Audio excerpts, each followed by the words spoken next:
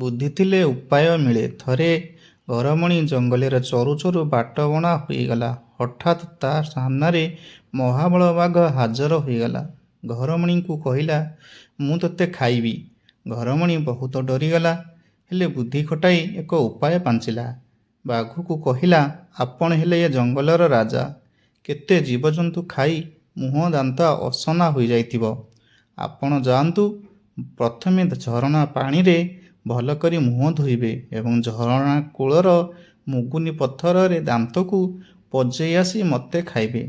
ଠିକ୍ କହିଲୁ କହି ବାଘ ଯେମିତି ଝରଣା କୂଳକୁ ଯାଇଛି, ଘରମଣି ଛୁ ମାରିଲା। ହେଲେ ଯାଉଁ ଯାଉଁ ସନ୍ଧ୍ୟା ହୋଇଗଲା। ଘରମଣି ଆଉ ଆଗକୁ ଯାଇପାରିଲା ନାହିଁ। କ'ଣ କରିବ କିଛି ଭାବି ପାରୁନଥାଏ। ଚାରିଆଡ଼କୁ ଚାହିଁ ଦେଖିଲା, ପାଖରେ ଗୋଟିଏ ଗୁମ୍ଫାଟିଏ ଅଛି।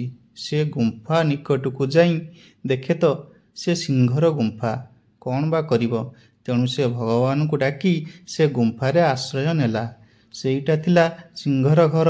ସିଂହ ଯେମିତି ଗୁମ୍ଫାରେ ପଶିଛି, ଦେଖିଲା ଅନ୍ଧାରରେ ଆଖି ଦୁଇଟି ଚିକ୍ ଚିକ୍ କରୁଛି। ଗର୍ଜନ କରି ପଚାରିଲା, କିଏ ରେ ତୁ?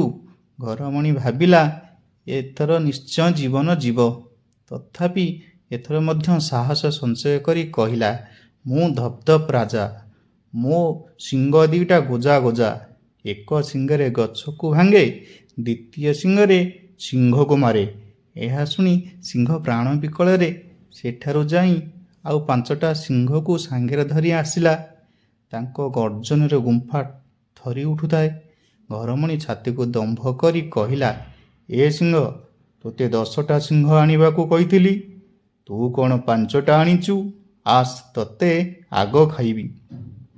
ଏହା ଶୁଣି ସିଂହମାନେ ଭାବିଲେ, ଏଇ ସିଂହ ଆମକୁ ଏଠିକୁ ମାରିବା ପାଇଁ ଆଣିଛି।